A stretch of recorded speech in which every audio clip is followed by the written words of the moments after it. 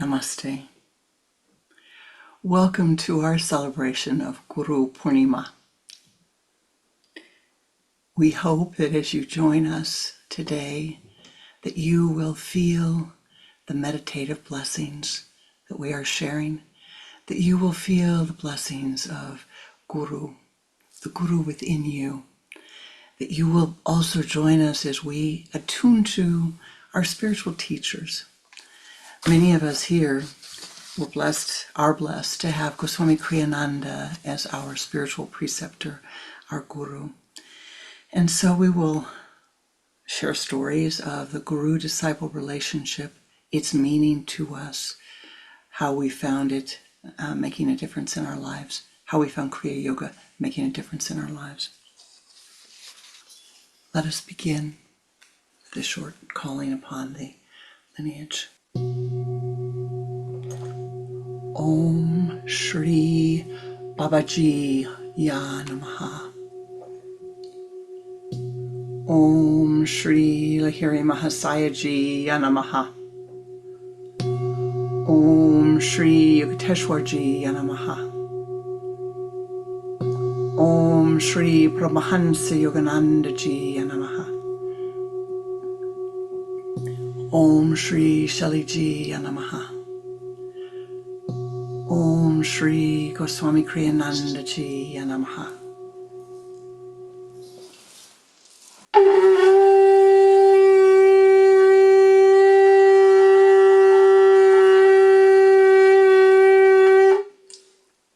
I hope they heard the final call. I'm sure they did. O ye powers that be, pour forth thy blessings upon us. Most beloved Gurus of the Holy Kriya lineage, Ya Namaha. Most beloved spiritual teachers, in all of thy names and all of thy forms, Ya Namaha. May our time together be blessed. May our time together be blessed. May our time together be blessed, that we might leave and all be an ever greater blessing unto life. The word Guru comes from two roots, Gu and Ru. It means dispeller of darkness. It also means ponderous soul. Now, externally, the Guru is a teacher.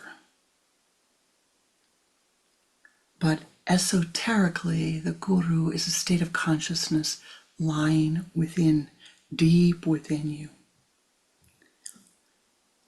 Exoterically, the Guru external does one thing, and that is to help you to find the Guru that lies deep within the inner recesses of your consciousness.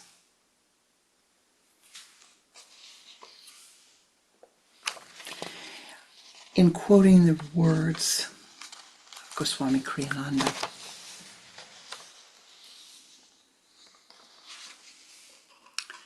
the Guru teaches a disciple to observe. You need to understand that observation is of the mind, not of the eyes. The Guru teaches a disciple to hear. You need to understand that the hearing is of the mind, not of the ears. The Guru helps to teach you to become content and peaceful. It is a silence referred to as mental mona. We need to understand, each of us, that yoga is not a cookbook, and that the relationship of the Guru to each individual is just that. It is individual. There are people who are fearful, and the Guru teaches them to be sane and content. There are people who are proud, and the Guru teaches them to be sane and content. There are people who are egotistical, and the Guru teaches them to be sane and content. There's a theme here. There are people who are filled with longings, and the Guru teaches them to be sane and content. There are people who are hate-filled, and the Guru teaches them to be sane and content. There are people who are ignorant, and the Guru teaches them to be sane and content. With the gaining of contentment comes sanity. Sanity is a balanced state of awareness in which a sane lifestyle manifests, and it is through this that enlightenment is possible. Ultimately, the path is to learn to remain mentally silent, thus to be able to learn to observe and to learn to hear. We're going to move on now, and we will have a series of Goswami Kriyananda's disciples speaking, chanting, singing, offering to you a gift of their thoughts on the Guru. We will begin with Janet Nakashima, who will be sharing some music with us. And Janet, let me please spotlight you so that you may share the music, please. And if you may need, some of you may need to turn the volume on your sound up. Janice, Shanti, you're fine.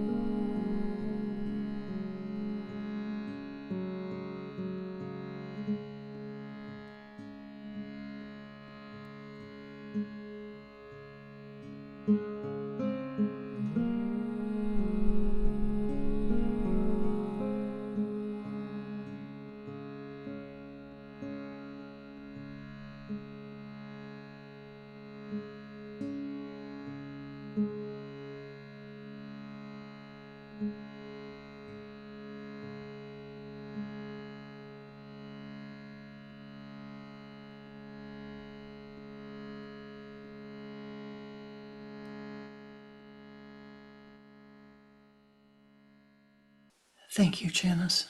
That was beautiful. Swami Sumithrananda ji,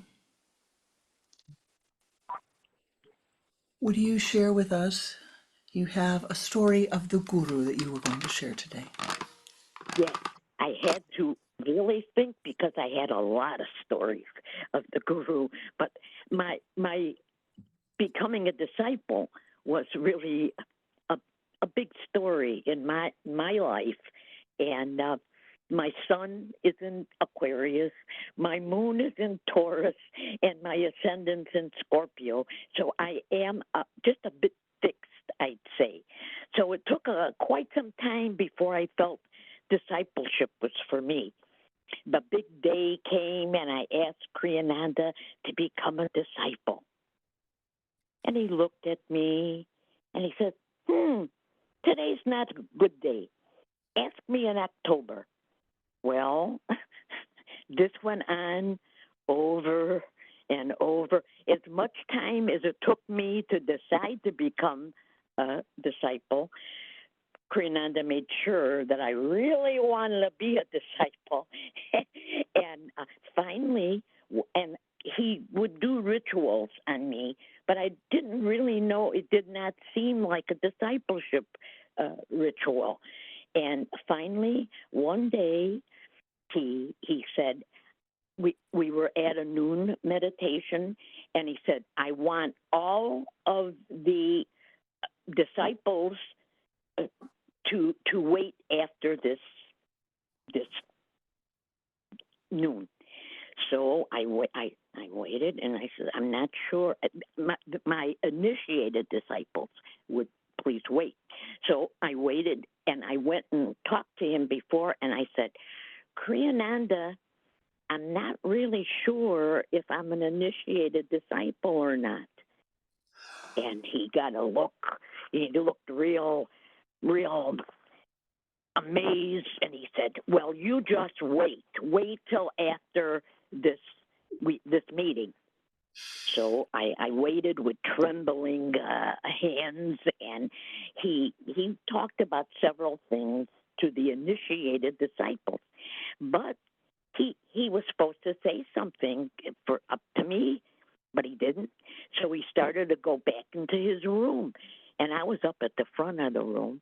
And as he began to pass me, I pulled upon his dhoti, the hem of his dhoti, and he looked down at me, and I said, Kriyananda, I still don't know if I'm a disciple or not, if I'm supposed to stay or not.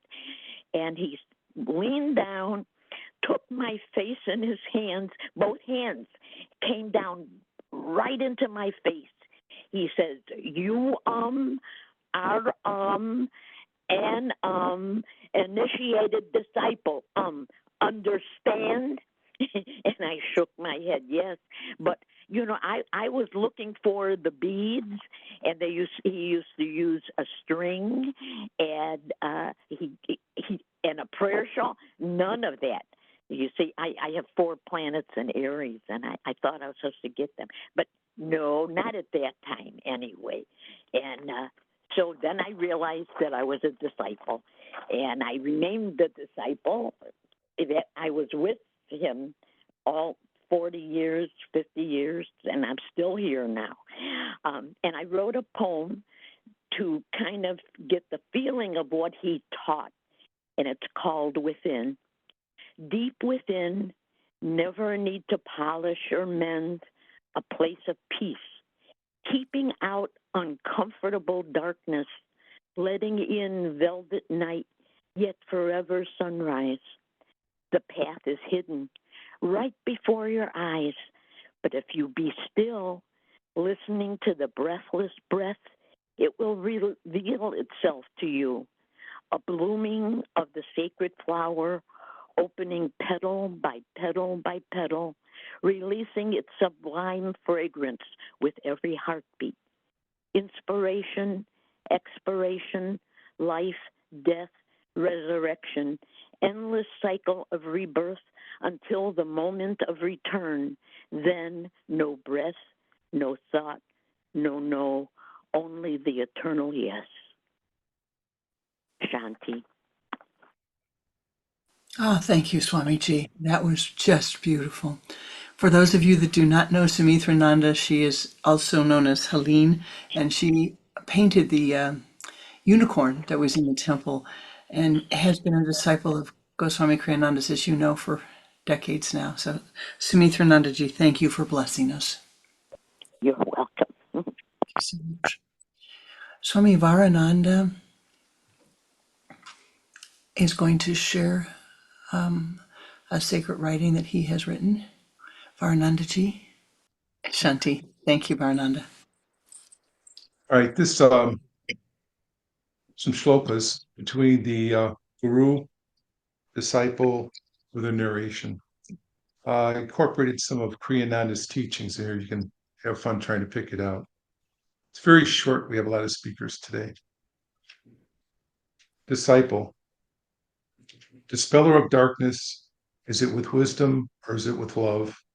O Master of light, does it come from within or does it come from above? Enlightenment Satori, the end of karma, the end of pain. What does it make? What does it take to make the ascension a soul without stain? The Guru responds, yes, the Guru is the light that can show you the way, but the path must be walked alone. It's the price you must pay. By proper technique, formula, and positive attitude, your horizon will take a northern latitude. Remember well, intensity times duration equals force. Your karma will soften if you but hold the course. Narrator. And so the Guru does enlighten the disciple, the bond between them ever so delightful. In happiness or pain, in victory or defeat, the Guru is there every day. Committed to the disciple, the Guru will continue to show you the way. Whether near or far, the Guru has you in mind, until you reach your cosmic bliss and final peace you do find. For our spiritual journey with our Guru to Ananda brings us to gratitude. We thank you, Kriyananda. Namaste. Thank you, Swamiji. Swami Tapasanandaji. Well, my experience in becoming a disciple was different from Helene's. So I would go, he had so many different meetings. He had Wednesday night, he had Friday astrology, he had Saturday teacher training, he had Sunday at noon and at 2, and then he had discipleship after that. So I was going all of that.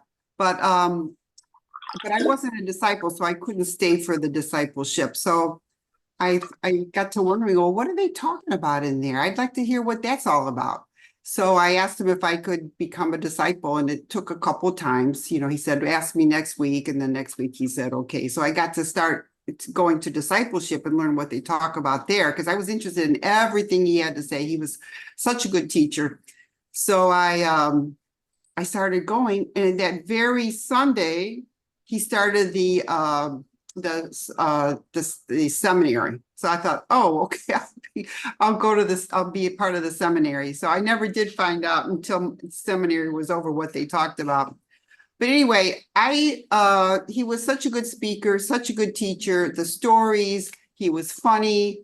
In fact, he would pray to the Lord of love, life, and laughter.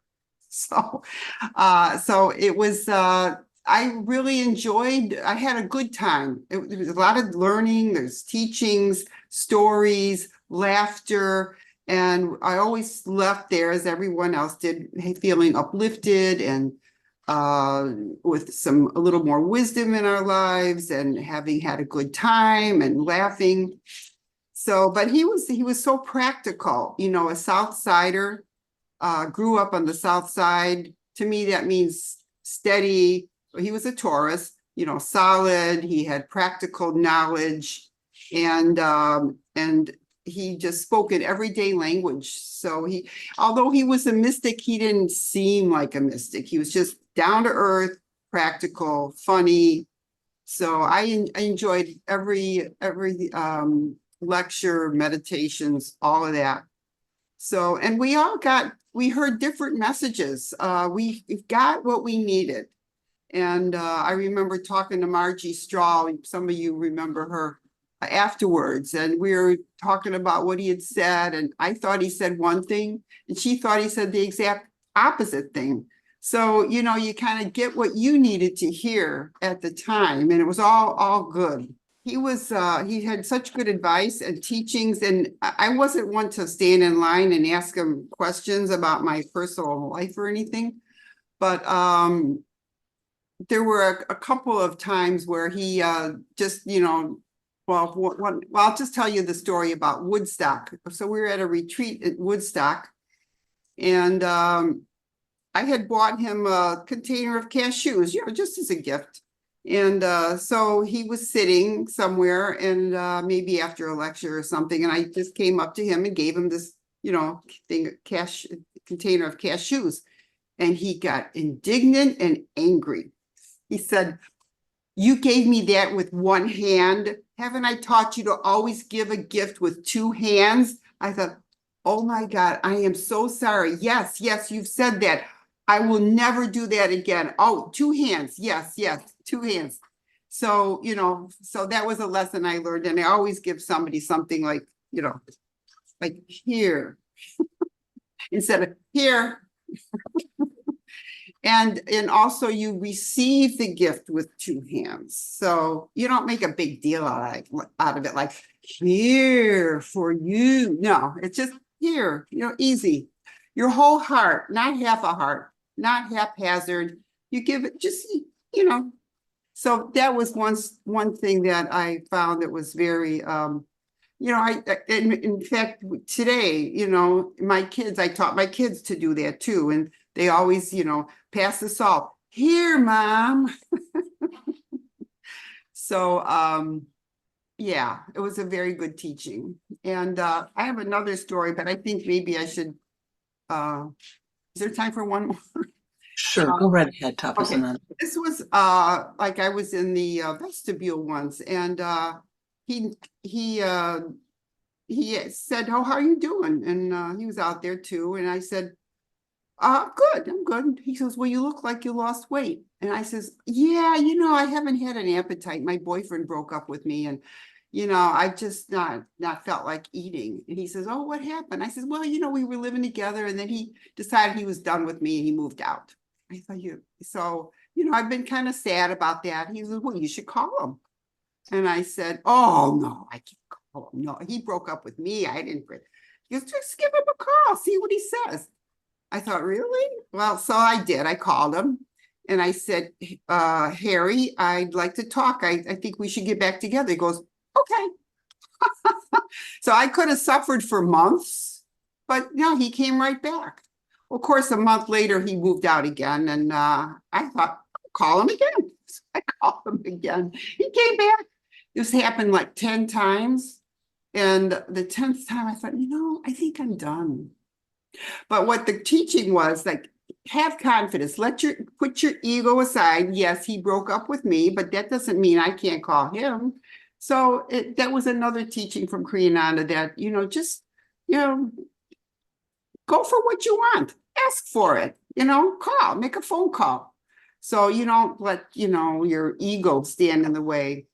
But anyway, so aside from meditate, you know, there's so many teachings. And I think meditation was the biggest teaching, like meditate. We're here to find our own illumination through great diligence, through meditation, And so that's something that stayed with me all the time. And I'm so grateful for him and the whole lineage. So, and thank you, Pranananda, for the opportunity to participate. Thank you, Tapasanandaji. Ishanandaji. I was blessed to have known Kriyanandaji as a human navigating this earth plane as well as my guru.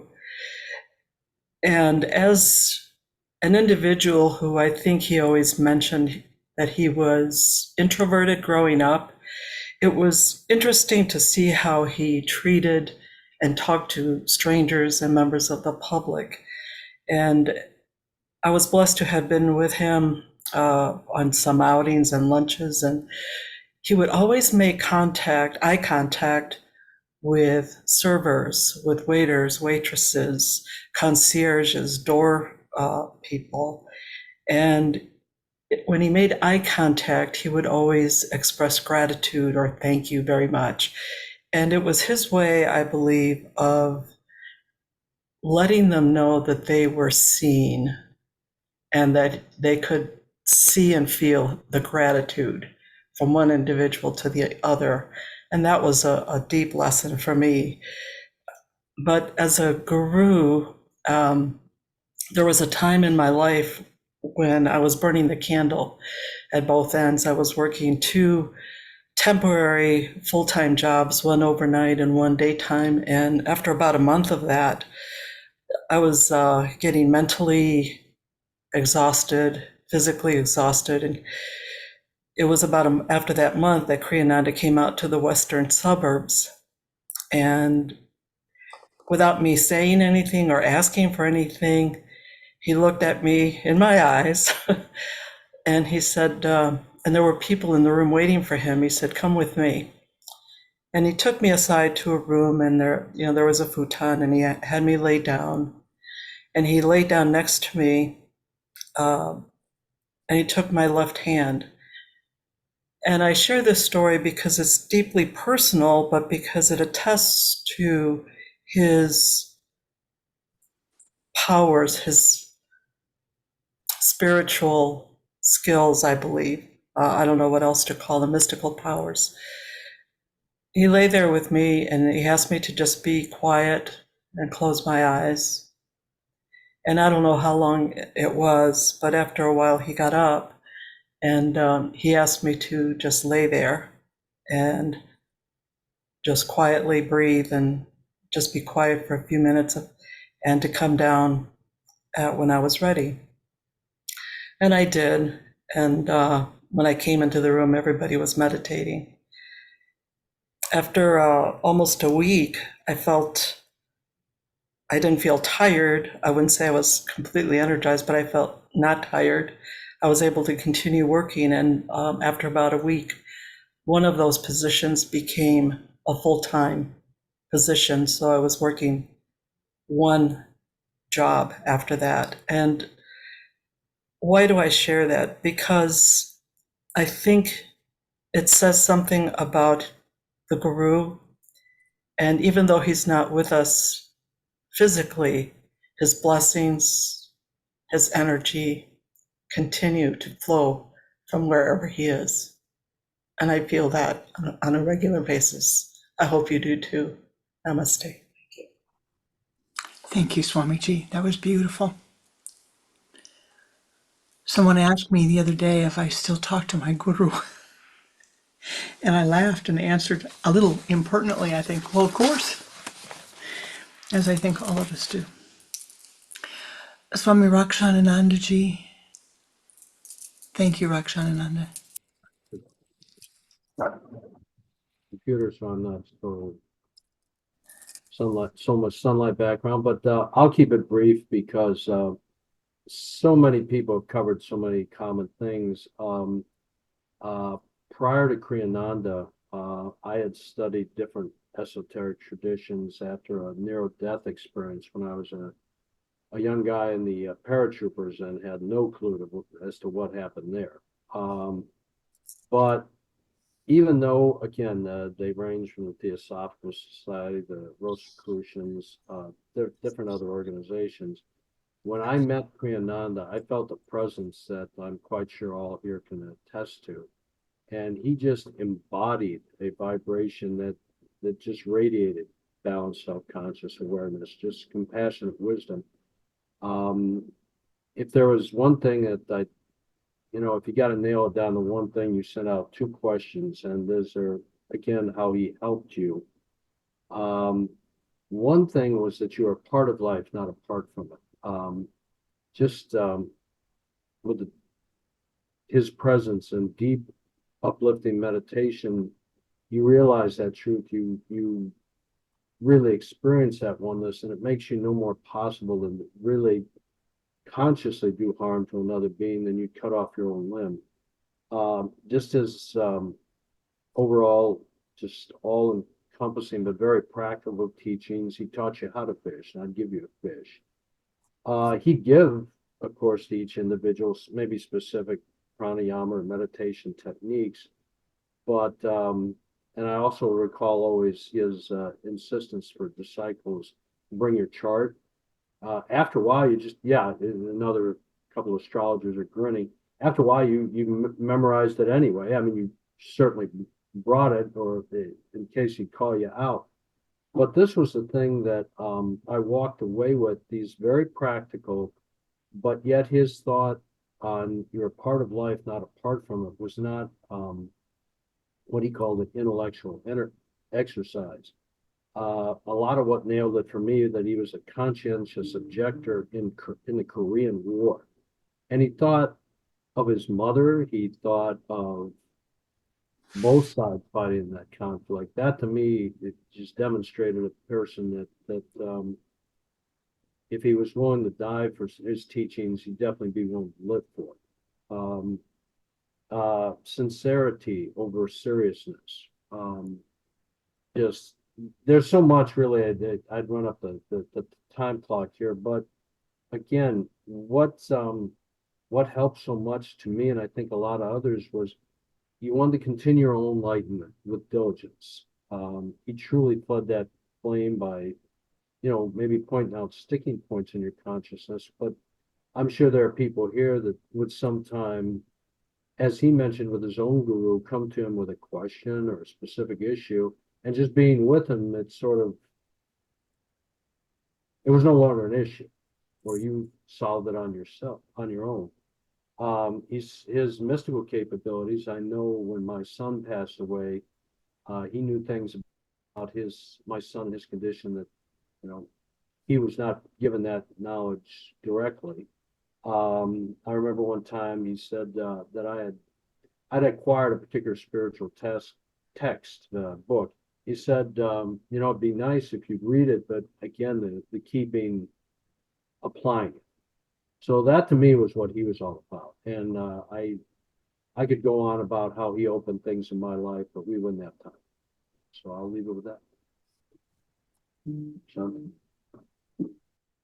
Swamiji, I remember, I need to say this to you. I remember at the time your son passed away, Kriyanandaji called me and he said, Rakshanananda's son has just transitioned. And I said, oh, should I call him? He said, no. He said, he asked you to pray. I said, he called and asked you and 2 others to pray. What do you think, Swamiji, that you have to be there, that you can't just pray? I mean, really, Rakshanananda, it was like, oh my gosh, that was a moment of enlightenment. And then when you invited us, the 3 of us, to come to the service for your son, then he called me and said, now, he sent out a note and said, got to be there in 4 hours, but you can go, we got a 4-hour notice. And I remember, I want to say this to you because it was an enormous blessing that I always link with you and your son. The way that we sometimes forget that it's our meditative prayer. Yes, our physical presence is important, but that the meditative prayer, we should remember that that's what's vital. So I honor you and your son because that was a lifetime lesson for me, and I don't think I ever told you that. Shanti, namaste ji. We have a poem. For those of you who know our fellow disciple, Sylvia Ewing, Sylvia is at the birthday party of her 5-year-old grandson, and at this time they're going to the pool. So she sent a poem for us, and she's asked me to read it, and I will send this out for all afterwards, but let me read it if I might, please. Dream Life, Life Dream by Sylvia Ewing. A busy road turns into a bridge that goes over a quiet street with homes and small shops, delightfully distorted when seen from the second story. The familiar setting seems the same,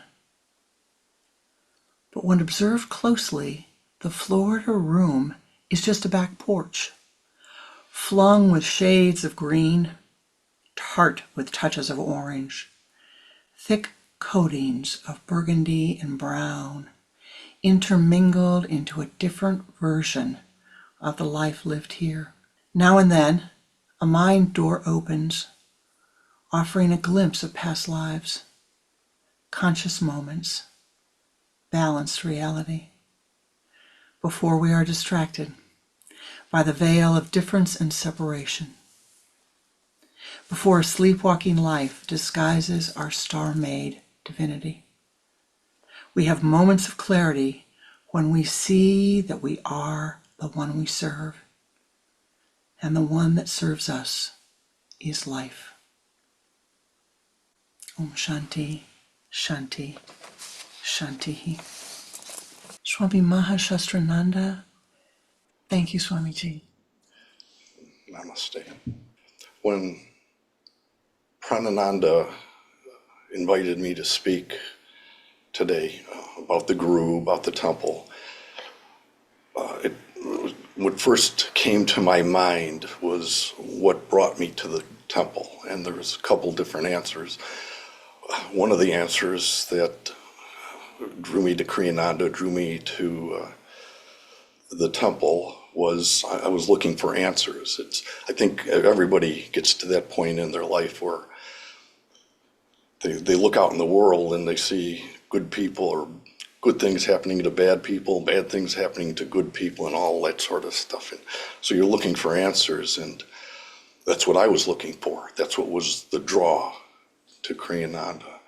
And just the second thing I have to say is that drew me to the temple was my sister Eileen. She had preceded me by, I think, almost 10 years. And she had, of course, a lot of books at home. She also had tapes of Kriyananda. She'd play the tapes. So periodically I would hear in the background Kriyananda speaking and hear things. And that fit in with what drew me to the temple, because the questions I had were not being answered by religion, by the church. The questions I had were not being answered by science in any way. The answers just weren't there. But then periodically I'd hear this tape of this person talking, and he seemed to have answers. And it just reached a point where I said, I need to find out more. I need to get more involved. And I was kind of in the frame of mind where I have to do something to get answers, to learn something, to expand what I was aware of, because something was missing. So one day I got in my car, drove down to Kedzie Avenue, got out of the car, walked through the gate, and here was this purple door. And I had gotten to that point, and I had to stop, and I had to hesitate, because I was brought up in a Catholic background, and according to what I was taught there, the nuns, the priests said, if you walk through that purple door, you're going to go to hell. I mean, that's what they told me. You walk through that purple door and your soul is damned forever. So that's what I was facing. And I had to decide, should I walk through that door or shouldn't I walk through that door?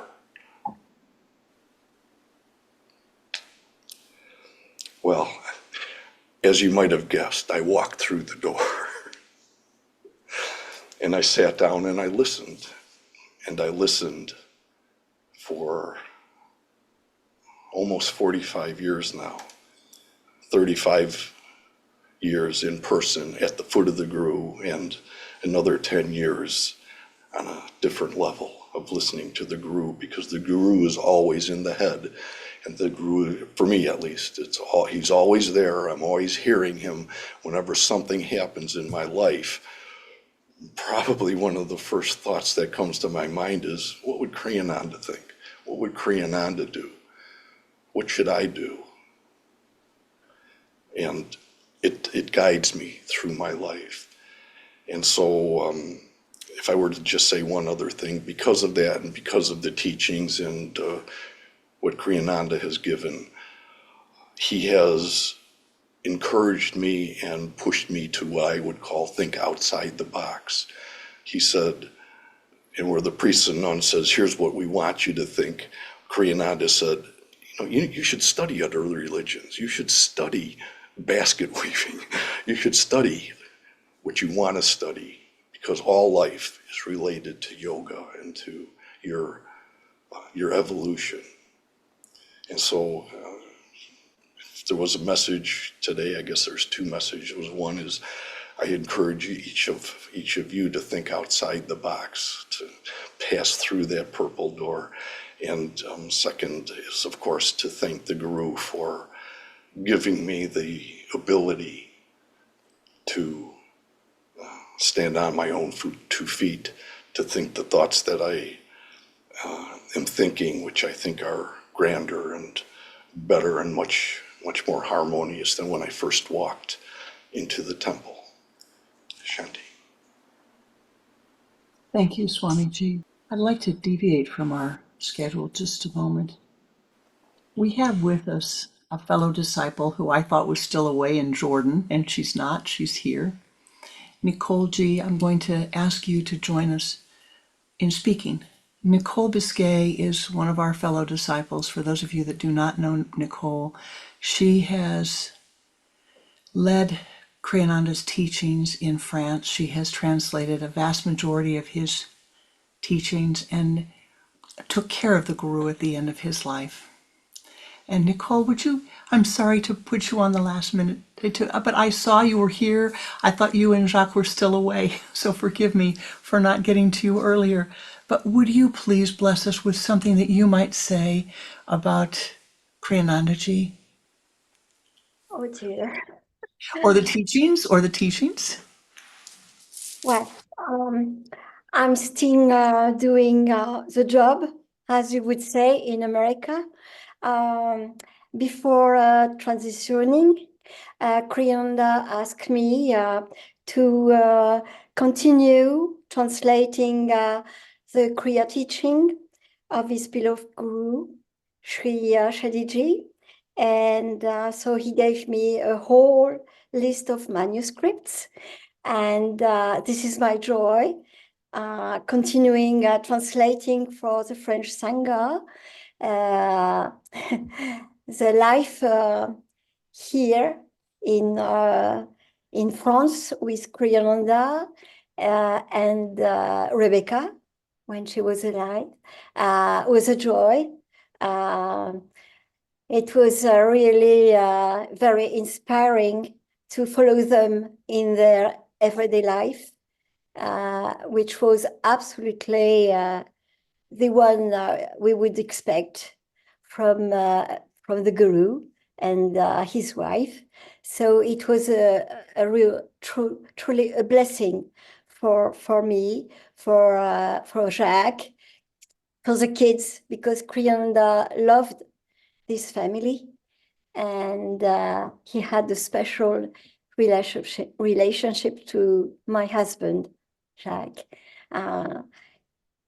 they must have been friends in a former life, let's say. Okay, so that was inspiring. That was a blessing, and every minute of this life, I still enjoy his presence in my Ajna chakra. And what else could I say? Well, he's always with us anyway, every minute, because we are living like anachorets, like nuns. We haven't got any social life, and that is a choice, and that's always been a choice. If I go back into our life, Jacques and I, so I receive much help around me, and it is a blessed life, should I say. And I thank you, every one of you who are welcoming us with the teachings and with the ritual every month. It's a joy, and sharing, of course, the prayers of all the American friends who are in pain. So we meditate for them, of course, and well, for everyone, because as you know, the war is at our door in France, and it's difficult. So we have many souls to take care of, mentally, spiritually, and All of us, those of you who are studying the Kriya Yoga teachings, who have been blessed to hear the teachings, and the fellow disciples, we really owe Nicole Biscay a tremendous debt of gratitude. The service that she gave to our Guru at the end of his life was distinctively, I can't even say the words. It was a blessing, and thank you, Nicole. It was a blessing what you did for our Guru and what you are doing to sustain the teachings. So thank you so much. thank you, Mary. Thank you, Mary. Thank you, Nicole. As you were with me in the last days of Guruji. You can remember that. So we were the two of us. So thank you to you for your eternal support to the Kriya lineage and to Guruji.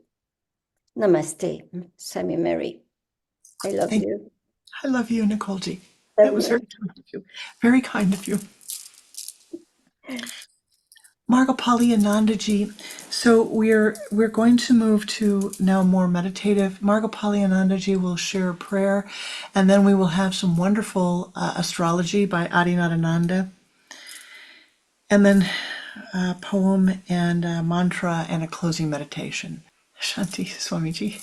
I have the honor of reading one of Kriyananda's prayers from the Hongsa Upanishad, the Infinite Lord of Stillness. O Infinite Lord of Stillness, may we approach thee at the altar of stillness. May we who gather here at this most holy altar lay flowers of silence at thy holy lotus feet. O Lord of silence, of stillness, teach us to meditate with ardent, silent devotion. O Lord of stillness, teach us to commune with thee. Teach us to reach thee. O infinite, benign Lord of stillness, teach us how to gently command thy holy presence. Remove from us, O Lord of stillness, all mechanical meditation, all mechanical words, and let us offer at thy altar of silence our souls to thee. O Lord of stillness, thy holy presence is our wealth and our wisdom. Assist us to gently and humbly summon thy presence. Take from us this veil of ignorance that we might remain awake in thee and thy service. O Lord of stillness, come unto us and assist us to come unto thee. Fill each cell of our being with thy luminous light. Fill each cell of our body with thy luminous love. Fill each petal of our mind with thy luminous laughter. Fill our lives with thy luminous light. O Lord of stillness, gently awaken our hearts, awaken our souls. Strengthen us that we might see the highway to heaven and thus find thee. O Lord, come unto us that we might be realized and thus know the secret of thee. O Lord, allow me to truly serve thee. Namaste Ji. Thank you, Guruji, for writing these beautiful words, this beautiful meditation. Namaste. I'm sorry. Thank you, Swamiji. Thank you, Shanti. And I'm sorry for those of you that had difficulty hearing. I will put the Infinite Lord of Stillness prayer in the follow-up that we do, the email, so you will have the prayer. Swami Adinadananda Ji, and Adinadananda will be sharing with us Jupiter in Gemini, Conversations with Life Itself. Thank you. So today I'm going to talk about the transit of the planet Jupiter through the sign Gemini, the relationship of this transit to our Guru Kriyananda and the Kriya lineage, and what benefit the transit signifies for you. So the planet Jupiter is currently transiting through the sign Gemini. It went into Gemini in May of this year, and it'll be there until June 9th, 2025. So Jupiter usually goes for one sign in approximately 12 months. What does Jupiter signify? Jupiter in Sanskrit is called Guru, the dispeller of darkness, the great teacher, the bringer of wisdom. When Jupiter's in Sagittarius, for example, it can mean the wisdom of timeless philosophy and sacred scriptures. But in Gemini, Jupiter means the bringer of wisdom in everyday life. So how is this important for today's Guru Purnima? The entire lineage, the entire Kriya lineage, was dedicated to taking the deepest mystical yoga techniques and bringing them not just to monks in a monastery, but to householders, people living their everyday lives. Remember that Lahiri Mahashaya said, when he met Babaji in the Himalayas, remember that when Lahiri Mahashaya met Babaji in the Himalayas, he was working a full-time job for a large railway corporation. And he asked Babaji, when Babaji shared the teachings with him, he explained that the people that needed it were not just the monks in the monastery. And he asked Babaji, and Babaji gave him his blessing to initiate people in all walks of life and in all religions.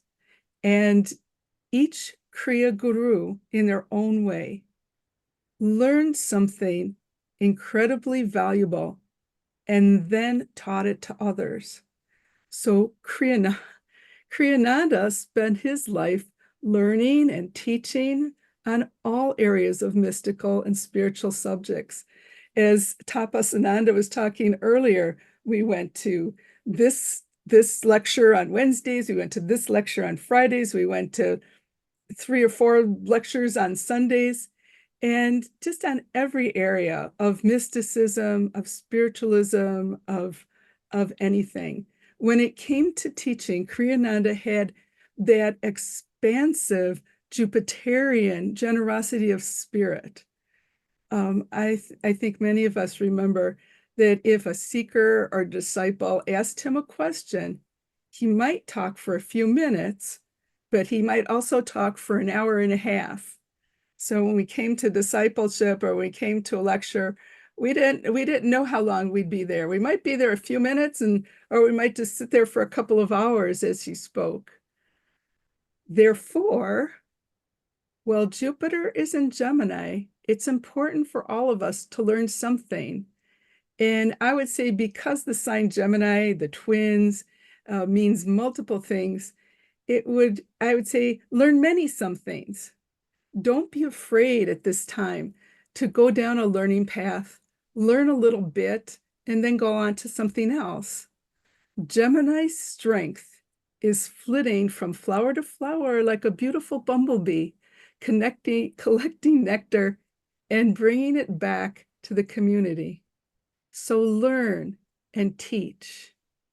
Maybe it's not teaching in a formal class. Maybe you come across a great thought or a great writing by someone else, and you share the thought or link to it on social media.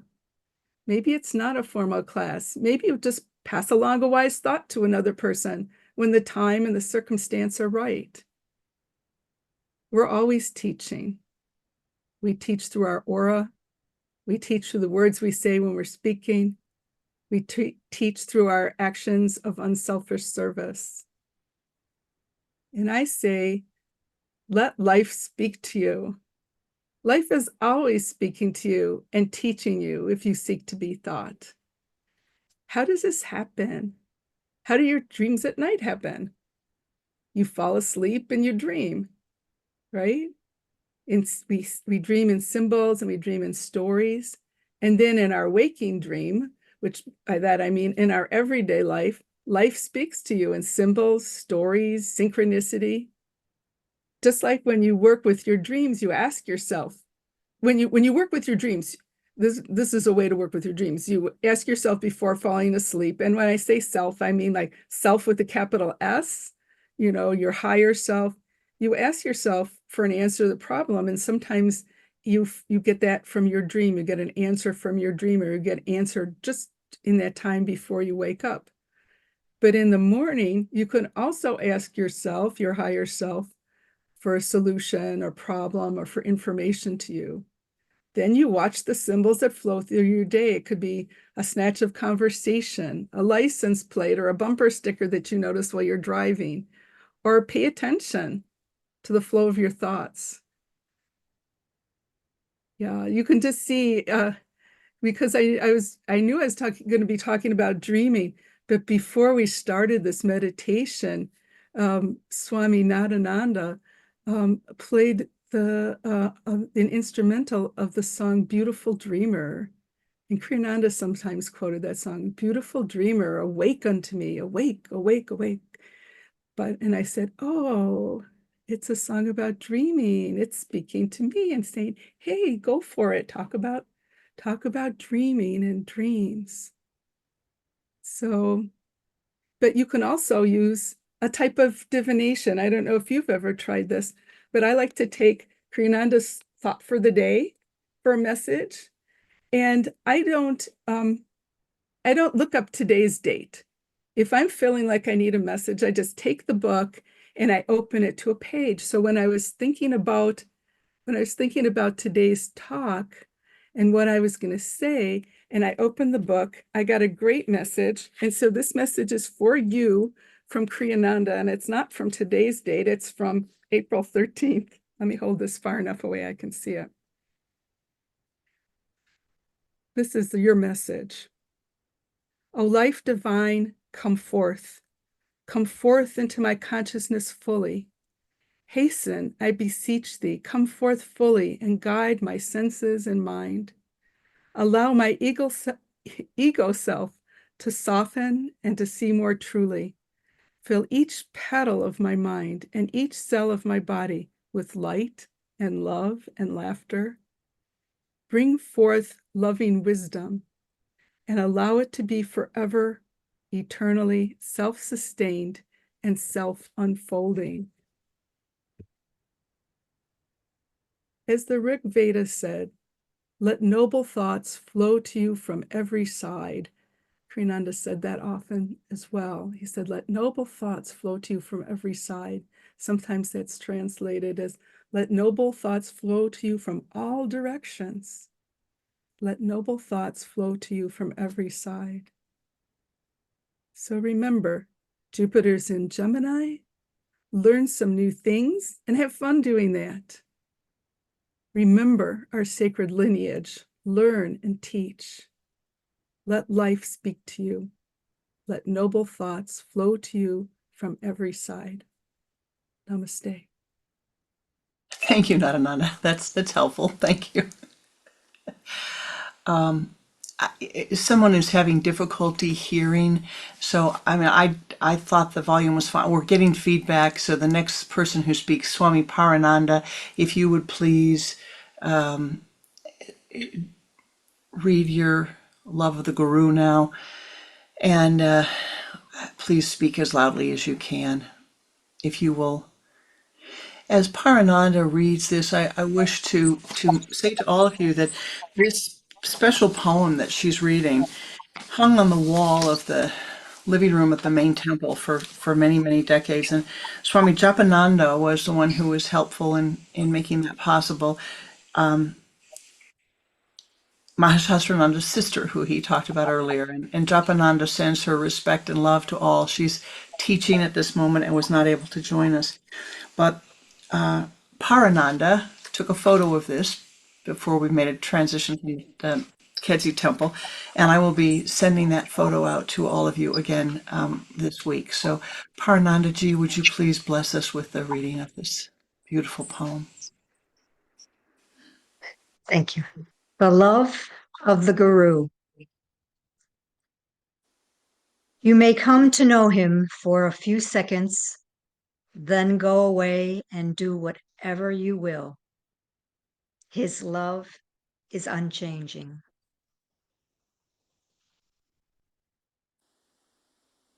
You may deny him to himself and to yourself, then curse him to anyone who will listen. His love is unchanging.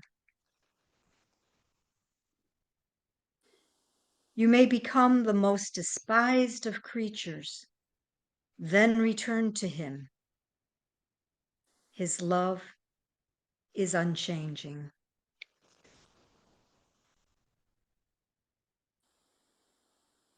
You may become the enemy of God himself, then return to him. His love is unchanging.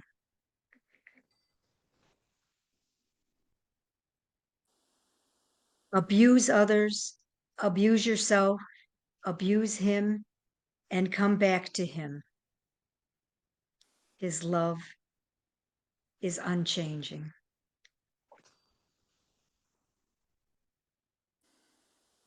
He will never deceive you. He will never ridicule you.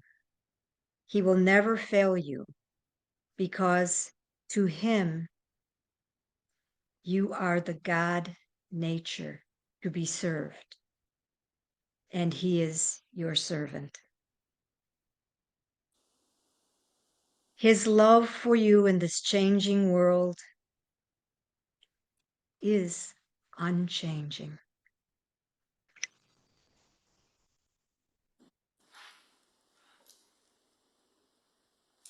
Namaste Ji. Thank you, Swamiji. Nadanandaji, would you bless us with any words you wish to say and then the mantra that you wish to? And please feel free to share any thoughts that you have before you chant. Well, I just want to say what really a special gathering this has been. So I want to thank everybody for all their stories and their teachings. It's been really, really lovely to be here. The mantra, I'm going to share a mantra. Well, I would just say, I suppose, and many of you probably know this, what I was reminded of today was one of the gifts that Kriyananda gave me was always supporting me with music, with the music that I did. No matter how hard he was about other things on me, but he never let go of that one. So And it's been a real joy to have had that encouragement and that support for what I do musically and spiritually. So I'm happy to share this mantra with you. This one we did record on our Guru CD, and this was sung and brought to us by Stephen Biro, who was a musician, and I had met him before on different occasions and invited him to join our recording, and I really like the mantra quite a bit. It's Jaya Guru Deva, Jaya Jaya Guru Deva, victory to the Guru, and that's repeated. The second line is Asharana Sharana Sharana Mohileva, which means Asharana is like an ashram, right? Lead me or take me into thy shelter is basically what that means. So that's the mantra, and join in your own way.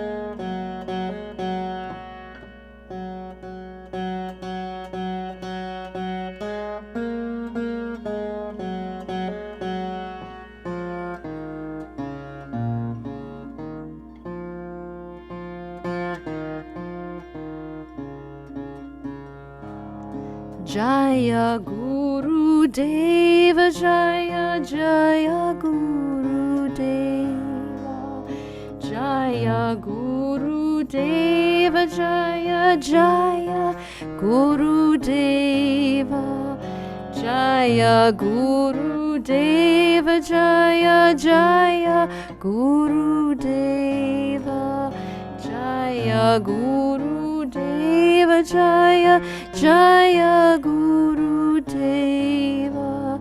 Asharana Sharana Sharana Mohileva,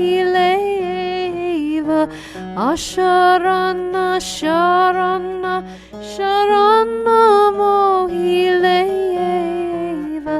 Asharana Sharana Sharana Mohileva, Asharana Sharana Sharana Mohileva. Jaya Guru Deva, Jaya Jaya Guru Deva, Jaya Guru Deva, Jaya Jaya Guru Deva, Jaya Guru Deva, Jaya Jaya Guru Deva, Jaya Guru Deva, Jaya Jaya Guru Deva. Asharana Sharana Sharana Mohileva, Asharana Sharana Sharana Mohileva, Asharana Sharana Sharana Mohileva, Asharana Sharana Sharana Mohileva. Jaya Guru Deva, Jaya Jaya Guru Deva, Jaya Guru Deva, Jaya Jaya Guru Deva, Jaya Guru Deva, Jaya Jaya Guru Deva, Jaya Guru Deva, Jaya Jaya Guru Deva.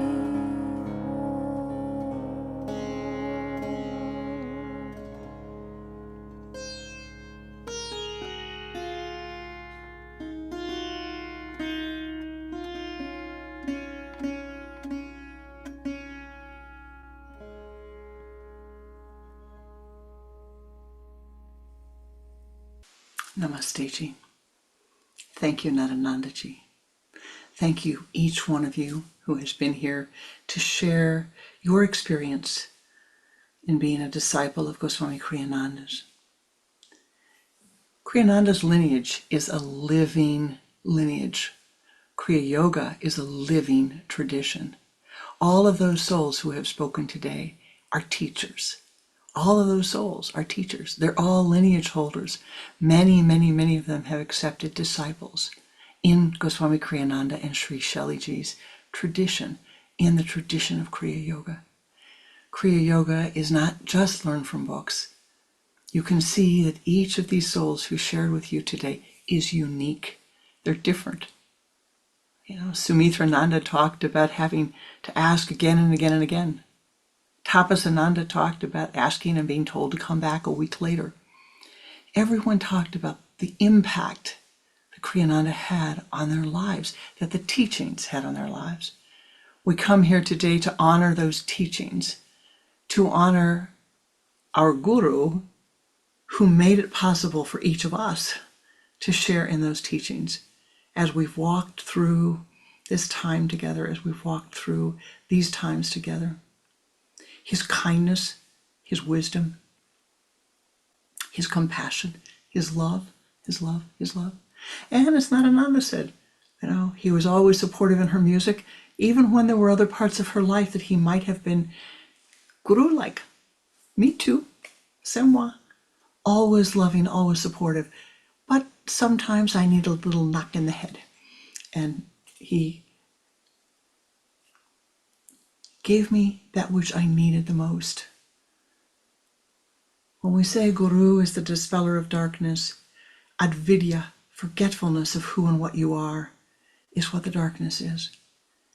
And so I would like to close our time together first thanking you all so very much for joining us. It was just such a meaningful gathering. I want to thank all of you for being here. And I do want to close with a meditative prayer and say to you that you are always welcome. You want to find a teacher? You want to find someone to help you? Just turn inward, turn to your dreams, pray, and you will find someone. It's not always easy. It's not always easy, but you will find that which you need along the path. What is the blessing of the Kriya Yoga lineage?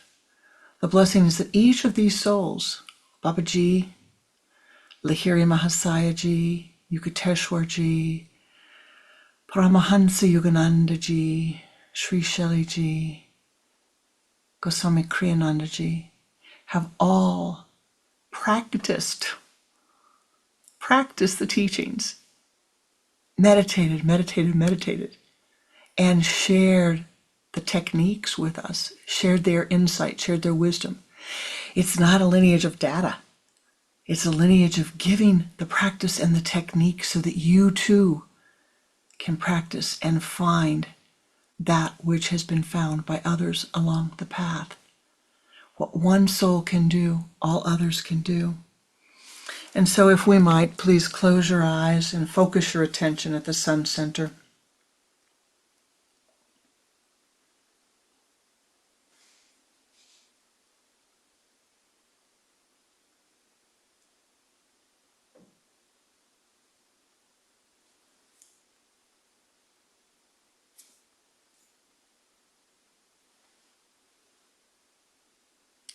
Om Gum Gurubhyo Namaha.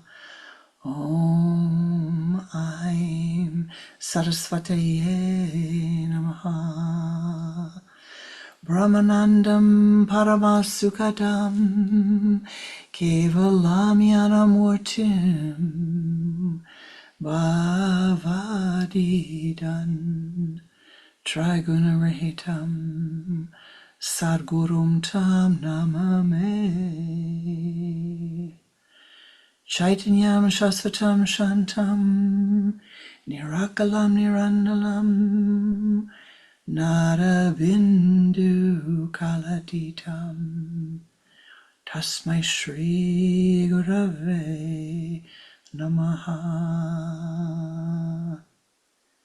Guru Brahma, Guru Vishnu, Guru Devo Maheshvara, Guru Sachar Parabrahma, Tasmai Shri Gurave Namaha. Dhyanamulam Guru Murtir, Pujamulam Guru Padam, Mantramulam Guru Vakyam, Mokshamulam Guru Kripa. Om Namah Shivaya Gurave Satchitananda Murtaye Nishprapanjaya Shantaya Niralambaya Tejase. Om Gum Gurubhyo Namaha. Om Gum Gurubhyo Namaha.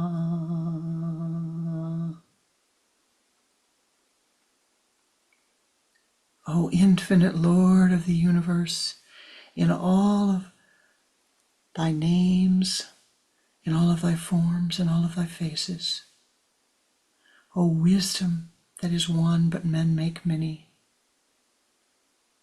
touch the hearts and souls and minds of each of us, of all sentient beings, enlivening each petal and cell of our being. Fill us with joy, with love, with bliss, with happiness, with equanimity, with wisdom,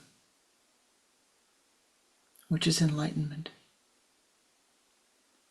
Bring unto our lives, bring unto the lives of all sentient beings that which is needed, swiftly, surely, and most harmoniously. O ye powers that be, we call upon thee. May both that which we feel that we need and that which we need blend and merge into one. May that which we feel that we need and that which we need blend and merge into one. May both that which we feel that we need and that which we need blend and merge into one. May all that is benefic be ours. But above all, most beloved, may each of us seek out our own illumination with greater diligence. Om Tat Sat Om. Aham Brahmasmi. Om Shanti, Shanti, Shanti. And now as we close our meditation, I'm going to ask each of you to turn inward, to ascend upward, focusing on your Ajna chakra as we offer prayer, as we offer prayers for those in need. Let us use this meditative energy, this time. We will use the Om Shanti, Shanti, Shanti mantra. Focus your attention at the sun center, that together we might send forth blessings to all that is needed. O ye powers that be, join with us. We send forth our light, sending forth our blessings in golden rays of light, golden circles of light descending upon the earth. Join with us, that all of those in need of food be fed, that all of those in need of water have drink, that those souls living in pain and suffering, in physical discomfort, be healed. May they have that which they need to find greater joy and happiness in their lives. May all of those living with war find comfort. May all of those living with housing insecurity, economic insecurity, living in lands with insecurity, upon the land itself with confusion and chaos. We call upon thee, O thee powers that be, in thy million names and million forms, to join with us to send forth blessings, that all sentient life be blessed, that the karma be softened as it is needed. And let us chant together the Om Shanti mantra. As you will know, it's Om Shanti, Shanti, Shanti He. And let us chant that together in 3 rounds. And as you chant, feel the light pouring down upon Mother Earth and radiating around her, within her, upon her, that all beings living in her aura be blessed. Om Shanti, Shanti, Shanti, Om Shanti, Shanti, Shanti, Om Shanti, Shanti, Shanti, Om Shanti, Shanti, Shanti, Om Shanti, Shanti, Shanti, Om Shanti, Shanti, Shanti. Om.